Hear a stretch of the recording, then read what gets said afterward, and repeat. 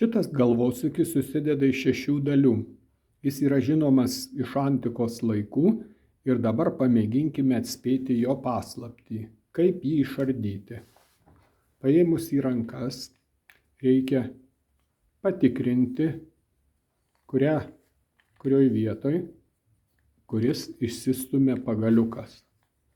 Štai pajudėjo, reikia jį ištraukti, o dabar, kai ištrauktas kaištis, tai kitos sudedamosios dalys tiesiog pabyra.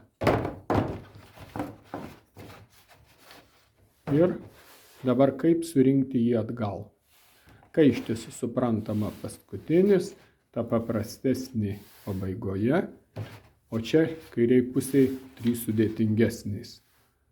Tai dabar pati sudėtingiausia yra štai šita. Ja imame ir prie jos deriname, kuri tiks. Netinka, irgi ne.